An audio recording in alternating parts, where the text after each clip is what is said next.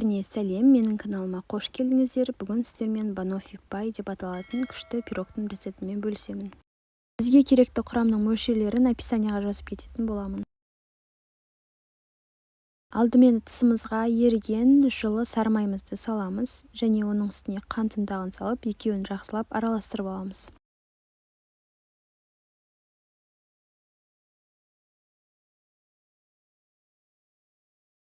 Араластырып болғаннан кейін сарыуызды саламыз.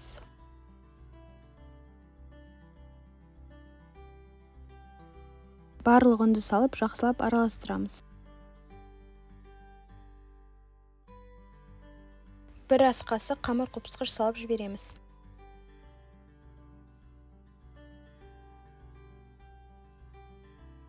Бізде осындай жұп-жұмсақ қамыр дайын болды. Менде форма 26 диаметр, сіздер 28, 26, 30 диаметрде пісірсеңіздер болады. Жан жағын шанышқының көмегімен осылай түзулеп жібереміз. 180 градуста 20-25 минутта піседі. Енді осы уақытта біздің кремімізді дайындай береміз. Мен осындай сливкиді қолдандым. Милковита деп аталады. Ыдысқа сливки саламыз және дәміне қарай қант қосатын боламыз. Екеуін жақсылап миксерлеп аламыз. Бізде осындай қою масса шығу керек, өзінің формасын жақсы ұстап шықты.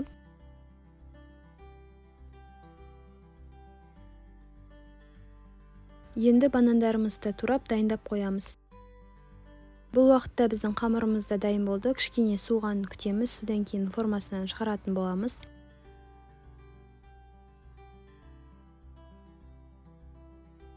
Негізі варенка жағу керек. Мен бұл жолы сгущенкамен жасап көрдім. Енді бананымызды үстіне саламыз.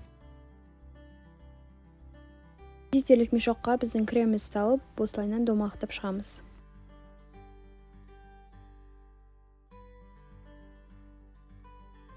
Біздің пирогымыз дайын, өте дәмді болып шығады. Міндетті түрде жасап көріңіздер. Соңында осылай какаоны әдемілік үшін сеуіп жіберсеңіздер болады.